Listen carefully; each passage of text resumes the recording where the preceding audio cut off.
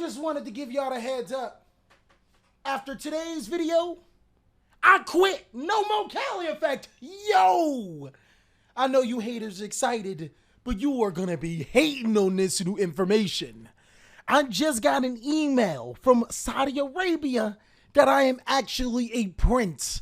All I have to do is give out my bank account information and I'm gonna be flown out so I can inherit the throne. I always knew I was the king of games. It's time to prove it. What's going on with y'all, big dog? And it is an amazing Tearless Tuesday. I hope your day is going phenomenal, but if it isn't, don't let what happened at the beginning of your day ruin the rest of your day. And speaking of days, I think today is the day I should address it.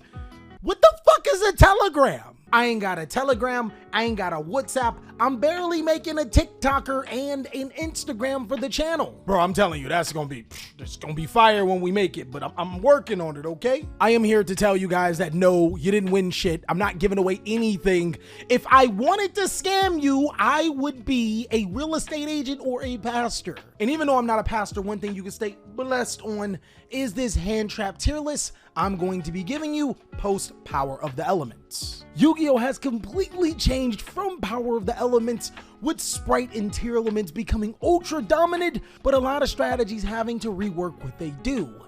Let's go ahead and jump on in, as I have 5 different categories here, and it's pretty self-explanatory. Better be caught with it are the hand traps that if you are playing hand traps in your deck, you need to be playing. Underrated hand traps are hand traps that are disgustingly good right now. Next is mid hand traps.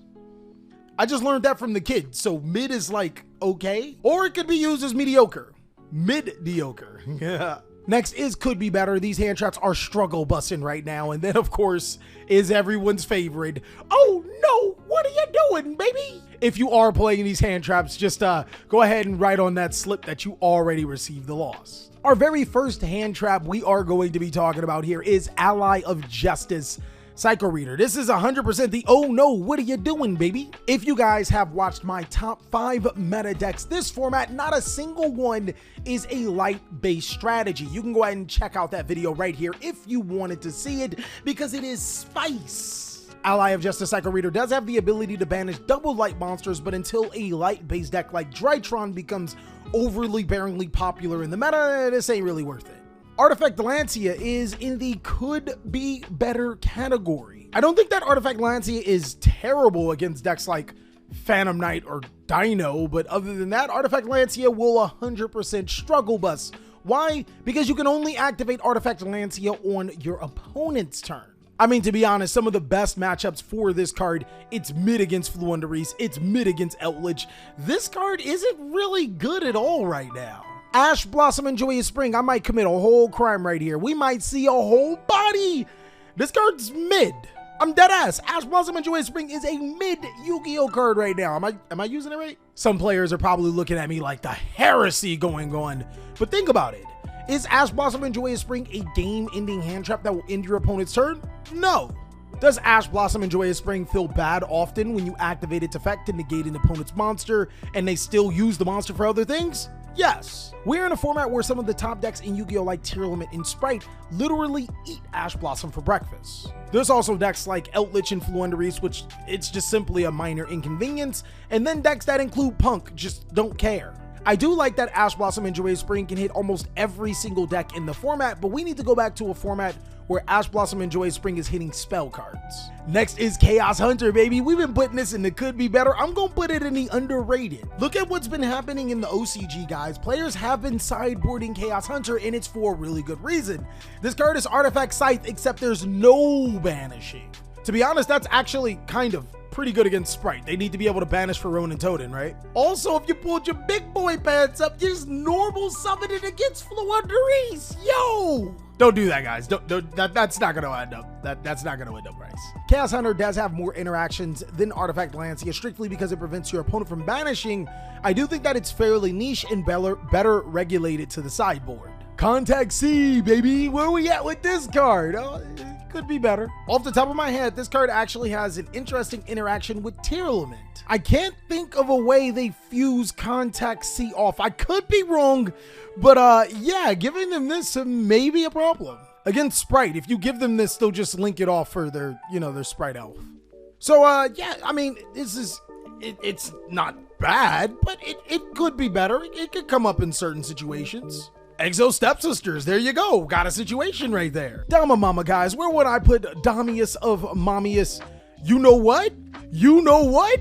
Yo! Gigantic Sprite special summons monsters from the deck. Dama Mama can take care of that. Mama can also destroy Gigantic Sprite, which is special summon, but there's a problem. Sword Soul Iris works best in a format where cards like Infinite Impermanence and Effect Veiler reign supreme, as well as your opponent wants to special summon out of the deck as well as extra deck. On top of that, with Sword Soul Iris being a level 8 monster, resolving the effect of Gigantic Sprite means you can't even summon this card going further. I mean, we trying, man, we trying. Moving forward, where do I put the Crow? Caw! I genuinely think DD Crow is one of the cards that you better be caught with it.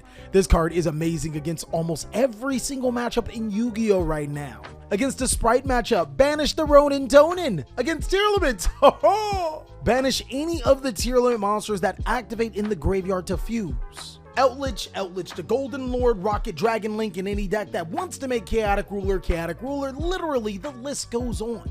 If you are playing a Handtrap, strongly consider playing DD Crow inside of your deck. It is legitimately one of the most versatile and one of the best Handtraps in Yu-Gi-Oh! Right now. Dimensional Shifter, Shifty boy, 100% guys. If you're playing tier limits, go ahead and play this in your deck. Play it in your deck, main board it, and then activate it on the first card. You can already feel the salt for me coming from tier limit players, but seriously, if you can main Dimensional Shifter, you probably should. This is easily one of the best cards in Yu-Gi-Oh! Activating and resolving the effect of Dimensional Shifter will win you so many games. It's a reason why EXO Sisters play this card even though it doesn't necessarily benefit them like how it would with Fluunda Reese or a deck like Thunder Dragon. Droll and Logberg, guys, oh my god, man, this is underrated.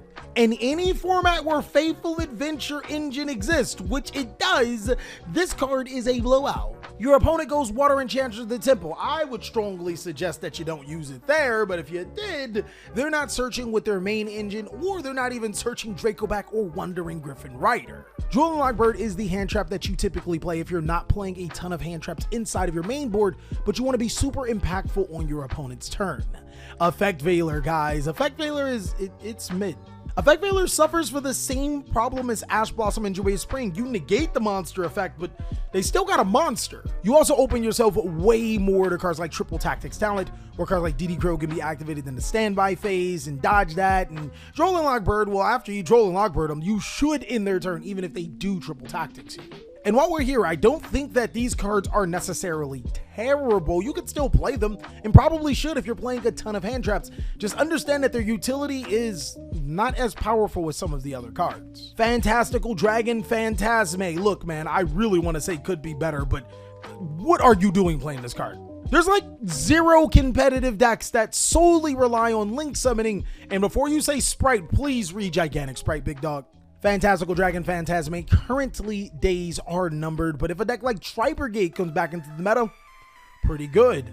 Ciphering Gear Gamma is literally one of the best hand traps in Yu-Gi-Oh! Hands down. Not only does this card negate the activation of a monster effect, it destroys it? Yo! It's a level 2, it's a psychic, so you can special summon it with emergency teleport. Gamma got everything going for it, and the best part about Gamma? Drawing the driver, you know, dog. If you are playing a Faithful Adventure Engine, I strongly suggest that you play Gamma as one of your hand traps, because a lot of times players will droll you with no monsters on the field, and you can just outright win the game and make Chaotic Roller. Ghost Ogre in Snow Rabbit is actually really good. It stops the Faithful Adventure Engine, it stops Gigantic Sprite, but keep in mind if your opponent does have another Exceed monster on their side of the field, it doesn't stop Gigantic Sprite, they'll just detach the material from that card. This card also even stops Predaplant Dragostapelia, as you can just destroy the Dragostapelia. Your monster will still get a counter, but Dragostapelia needs to be face up to negate your monster. So yeah, Ghost Ogre and Snow Rabbit is ridiculously good right now, as well as Ghost Ogre and Spooky Dogwood. Let's go! Dogwood! Literally, I don't know what you're doing if you're not playing Dogwood. This is the best hand trap in Yu-Gi-Oh! Gaining life points. They ask you how you are, you just have to say that you're fine when you're not really fine, but you just can't get into it because they would never. The reason why I hate doing hand trap tier lists is because every single time I have to go through Dogwood and then admit that I spend way too much on those Dogwoods. Ghost Bell in Haunted Mansion is ridiculously underrated. Not only does Ghost Bell in Haunted Mansion stop Call by the Grave, this is one of the very few cards to stop the best hand trap in Yu-Gi-Oh! Or one of the best, NDD Grow. It can stop Sprite Elf from special summoning from the graveyard. It can stop Outlich the Golden Lord from special summoning. It can stop so much. Ghost Bell is ridiculously good right now, but unfortunately, Ghost Mourner and Moonlit Chill is kind of mid. I do like that your opponent will take damage, so you activate Spooky Dogwood, then you follow it with a Mourner. We working here. I'm sorry, guys. TJ got me on that. Ghost Reaper and Winter Cherries. Where exactly would I put this card? I think it's mid. The problem with Ghost Reaper and Winter Cherries is that you have to give up extra deck space to be able to play this card, which isn't always the greatest idea, especially with so many other great cards that can utilize your extra deck. Or you have to be playing the mirror match, where if you're playing the mirror match, just play better than your opponent. This card is just so iffy. I've seen players use Winter Cherries, getting rid of the opponent's most important card, and still get clapped up because the extra deck is consistent of a lot of great cards. No material, could be better. It ain't bad, but it ain't great. Herald of Green Light, what are you doing, baby? Herald of Orange Light, well, I mean, if you're playing the fairy decks, then yes, you should be playing it. Herald of Purple Light, oh no, what are you doing, baby? Infinite Impermanence, I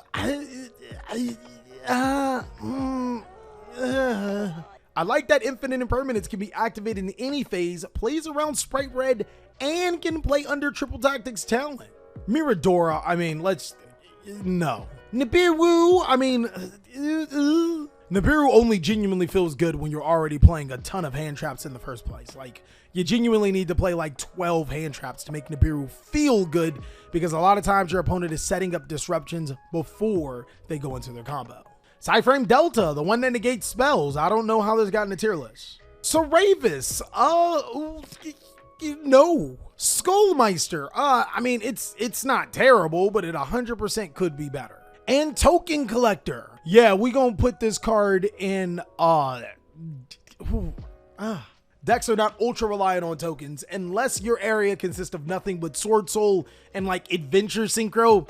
This ain't working. And that is all that I have for the hand trap tier list.